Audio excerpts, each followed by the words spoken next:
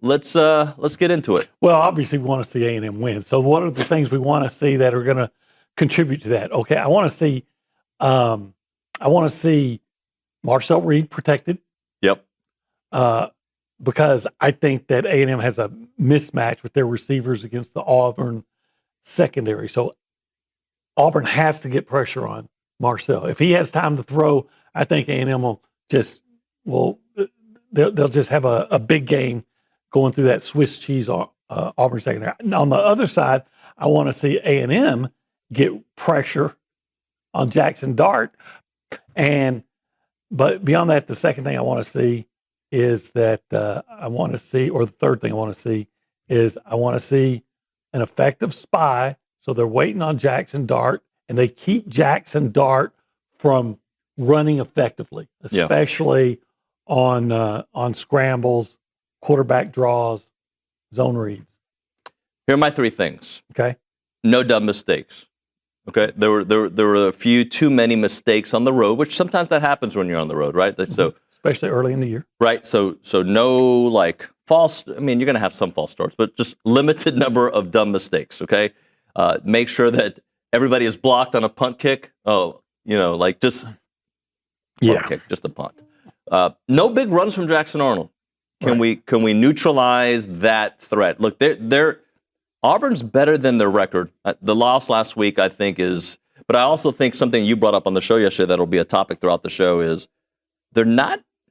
The fact that they're stopping the run so well, I don't know if it's really that true because Oklahoma doesn't run that much. Mm-hmm. Baylor doesn't run that much. Right. South Alabama apparently is a good running team. I looked at their numbers. 140 yards rushing on. They've rushed for 200 yards twice this year. Right. Now, not the same caliber of opponent, but so I'm still TBD there. But back to my big point: no big runs from Jackson Arnold. And can we get that offensive vibe again? 40 plus points. Yeah, sure. I may be proven wrong. I've been proven wrong more times in my life than I can count, but I believe that A&M explosive offense is for real. Yeah, all these games, but really this one I think is possibly the biggest coin toss in all the conference this weekend. So what a matchup. I think Auburn got robbed last week. I think they still probably would have lost despite the horrible officiating. But, is that still lingering in their mind? Can they run the football on Texas A&M? I think that's going to be critical. And Jackson Arnold, so dynamic, not necessarily throwing the football, but running. And Oklahoma did such a good job corralling that. Can A&M do that? I don't know. I've not necessarily seen that. I know they got better against Notre Dame, but I don't look at C.J. Carr as much of a dual threat, not nearly to the caliber of Jackson Arnold. And quite honestly, if I was A&M, I would have rather kept playing after beating Notre Dame, getting that hot team, staying them on the field a little bit early of a bye. Could that potentially hurt them in this matchup? Man, this is going to be one heck of a game. I like Auburn to lose to Texas A&M. Wow. So shout out to Aggies. I think they keep it going. Easy there, Corso. Not so. And this really could be the beginning of the end for old Auburn, because I agree. I think they're a good team, but I really don't think Hugh Freeze is that good of a coach. He's dead last in the SEC among active coaches in one-score ball games right now. So I think he loses another one-score game, and they got Georgia next. They got Missouri after that. I mean, just two of the hottest teams in the conference. So I think that fan base could turn on him pretty quickly. Yeah, I said before the season, if A&M is to have a more successful season than people were predicting them to and contend for a playoff berth or for Atlanta, they might end a few coaching tenures along the way. And you look at what's coming up, they could start, like you said, start that spiral for Hugh Freeze. They could end it for guys like Napier and Pittman, although you heard my Pittman prediction yesterday. I don't think he gets that far. If you're a Texas A&M fan, obviously you want everything that's out of your control now to go your way. Yeah. And I tell Auburn fans a similar thing. A&M and some of these programs got to get out of the business of hoping to rely on just other people to make it so they can backdoor their way into something. Yeah, you just guys win. are in position to go. You go take it yourself, right?